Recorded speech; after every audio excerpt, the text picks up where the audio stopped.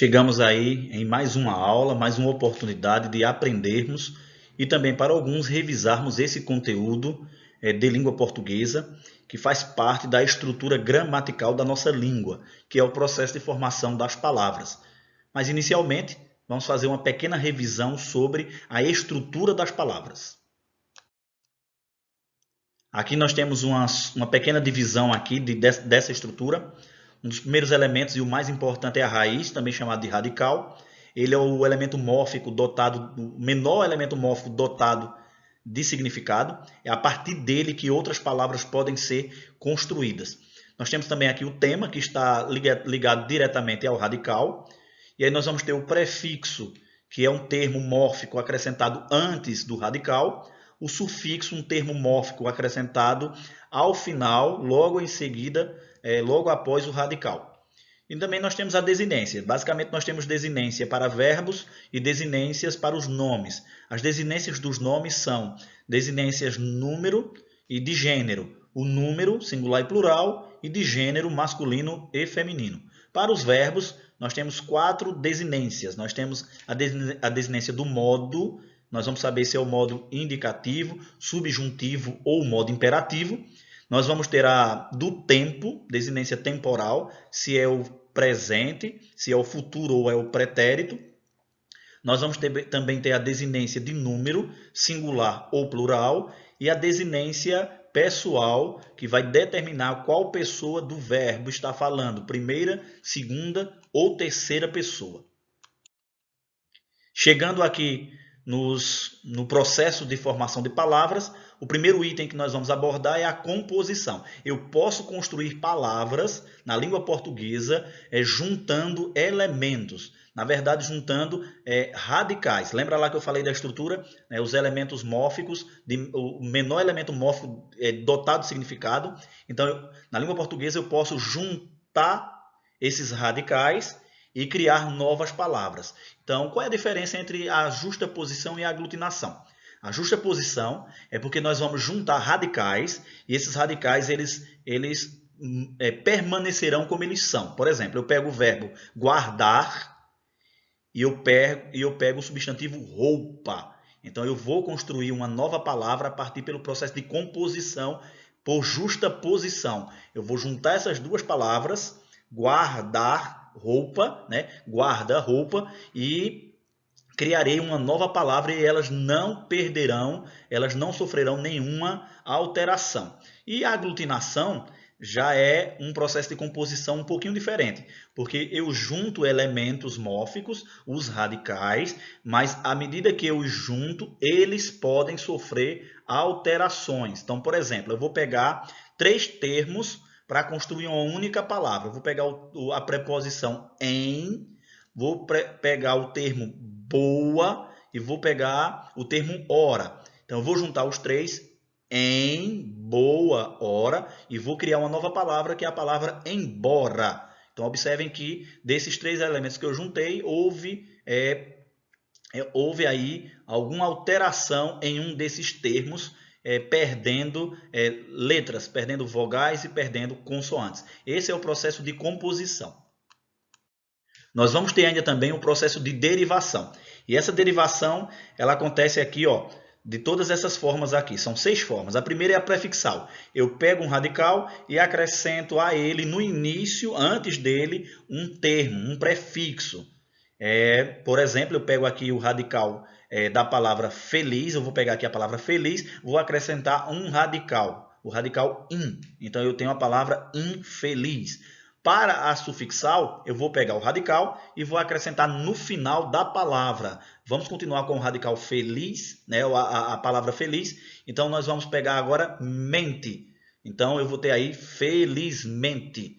Então, agora, veja a derivação prefixal e sufixal. Eu vou pegar o radical e vou acrescentar ao mesmo tempo um prefixo e um sufixo. Vou usar os exemplos anteriores. Ao termo feliz, eu vou acrescentar o prefixo in e o sufixo mente ao mesmo tempo. Então, terei uma nova palavra, que é a palavra infelizmente. A parasintética, algumas pessoas elas costumam confundir a parasintética com a prefixal e sufixal. Por quê?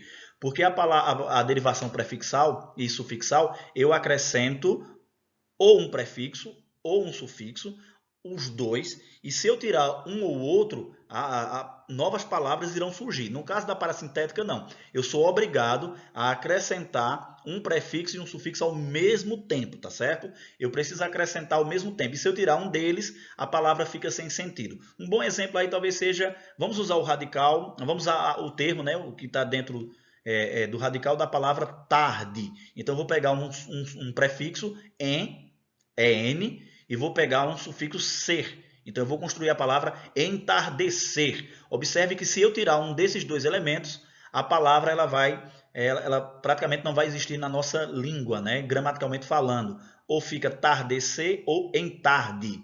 Então, essa é a diferença entre parasintética e a prefixal e sufixal. Na derivação imprópria, também chamada de conversão, haverá uma mudança de classe gramatical. Eu crio uma palavra a partir de uma existente, mas haverá uma troca de classe gramatical. Geralmente nós temos verbos que são transformados em substantivos.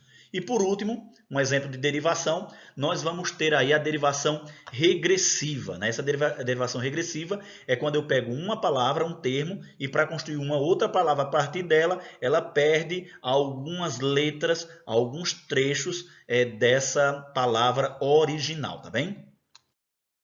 Nós ainda temos aqui outros processos, e aqui nós temos aqui anotados aqui 5 tipos. Então eu tenho aqui o hibridismo, estrangeirismo, neologismo, abreviação e siglas. São outros processos de construção de palavras na língua portuguesa. Há uma coisa interessante que eu não falei no início. Todas as palavras que nós usamos e aquelas que nós nem usamos, nem sabemos que existem na língua portuguesa, elas vão se encaixar em um desses processos de formação de palavras, tá bem? Olha o hibridismo aqui. É quando eu vou juntar, para criar uma nova palavra, eu vou juntar radicais de línguas diferentes, tá bem? O estrangeirismo ele é muito comum na nossa língua, é uma das características da língua portuguesa, o que a diferencia, por exemplo, da língua francesa. A língua portuguesa ela é muito aberta, ela constantemente está aceitando, ela está absorvendo palavras de outras línguas, e aí nós sofremos influências de muitas outras línguas. Hoje nós sofremos uma influência muito grande do inglês, mas anos antes nós sofremos uma influência, por exemplo, do francês. Nós temos uma influência também muito grande de línguas no plural, dos povos africanos. Também nós temos aqui influências do nosso português de origem, que é o português de Portugal, e também temos influência, por exemplo, da língua e dos dialetos indígenas, né, que são a base da nossa civilização. Quando eu digo civilização, a nação brasileira, né? Então são exemplos aí de como a língua portuguesa ela absorve palavras de outras línguas, se apropria dessas palavras e passa a inseri-las no nosso dicionário. Um exemplo aqui, vamos falar aqui de palavras da língua inglesa, palavras que já estão há um bom tempo aí no nosso vocabulário, que é a palavra online, a palavra Wi-Fi, a palavra on, off, play, standby.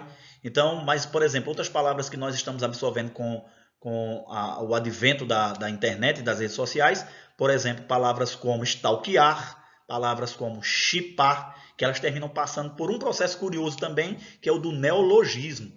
O neologismo na nossa língua portuguesa ela significa, né, essa capacidade, essa abertura que a língua nos dá para construirmos novas palavras, tá certo? Neo é o novo, novas palavras. E a região Nordeste, assim como qualquer região do Brasil, ela é riquíssima em construção de palavras próprias, né? É tanto que nós vamos ter exemplos aqui de dicionários por região. O dicionário do cearense, o dicionário do pernambucano, o dicionário do paraibano, do baiano, o dicionário do alagoano. Então, todos os estados tendem a ter uma linguagem própria, palavras que compõem esse vocabulário regional. Ainda nós temos uma outra forma de construir palavras, que são as abreviações e também as siglas. Como a temática aí do geral, né? E aí uma proposta interdisciplinar, tentarmos aplicar e tornarmos esse conteúdo muito válido e funcional, eu selecionei para vocês aqui alguns sufixos e outros termos que eu vou apresentar para vocês ainda, direcionando a um conteúdo específico, a uma área de conhecimento, na verdade, fazer um diálogo com a área da saúde. Então, observem aqui o que eu consegui, né? Em linguagem médica, né, o sufixo "iti", que vem de origem grega, indica uma doença ou inflamação do órgão ou da estrutura anatômica indicada no radical, designando doenças de natureza inflamatória. Olha aí, ó, bronquite, meningite, artrite. Toda vez que nós tivermos uma palavra em língua portuguesa terminada em "ite", significa uma inflamação. Tá vendo como é interessante esse conhecimento? Observe um outro exemplo aqui de ose. O sufixo "ose" designa uma doença não inflamatória. Ó, artrose, nefrose, ou também significa um estado ou situação, por vezes, com ideia de excesso. Ó, leucocitose, tá certo? O excesso de leucócitos. A carnimatose. Tá? Nomes até difíceis aí de serem pronunciados. O "ose", agora nós sabemos o significado, e o "ite" também, e a aplicação na área de saúde. Olha aqui um exemplo muito interessante, já porque estamos aí fazendo inúmeras discussões a respeito dessa pandemia. Observem aí o coronavírus. A palavra corona, ela vem do latim e significa coroa solar. Veja como é interessante. O coronavírus nada mais é uma junção de palavras por associação. Então, corona, que significa coroa em latim, né, coroa solar, junto com o vírus. Olha aí a origem da palavra coronavírus. Coloquei aqui para vocês ainda, selecionei outros termos, tá certo? Termos aí, sufixos, vocês vão encontrar numa pesquisa fácil, tá bem? Os sufixos, sufixos de origem latina, sufixos de origem grega, os prefixos também de origem grega, origem latina, e aí origem nórdica. Vocês vão ter N exemplos aí de sufixos e prefixos que podem ser utilizados para a construção de novas palavras e palavras que nós usamos dentro do nosso dicionário, tá bem? Aliás, quando eu digo usamos, é porque já está previsto dentro do dicionário da língua portuguesa. Mesmo que nós não tenhamos conhecimento da existência dessas palavras. Olha aí que coisa interessante, aí eu separei para vocês principais sufixos nominais gregos de interesse médico. Ó, "asi" significa uma enzima. Ó, amilase, lipase, ismo, dentro desses termos aí, ó, significa doença. Botulismo, vitalismo, ó, íase, doença causada por parasita ou bactéria. Ó, amebíase, hanseníase, oide, ó, semelhante a, mastoide, esfenoide. E o oma, que significa tumor, ó, mioma. Olha que coisa interessante a palavra mioma, né? O oma significa tumor, carcinoma, sarcoma. E aí você vai observando que o tumor em diferentes partes do corpo são identificadas por causa desse sufixo oma. Por fim, eu vou apresentar para vocês aqui outros termos aqui, agora na construção dos nomes dos remédios, né? Então, a turma aí que também da área de saúde, e também serve para qualquer pessoa, né? Porque constantemente estamos fazendo uso de remédios. Então, para entender um pouquinho o que cada sufixo, veja, eu selecionei aqui os sufixos, mas nós vamos ter outros componentes da palavra de um nome de um remédio, tá certo?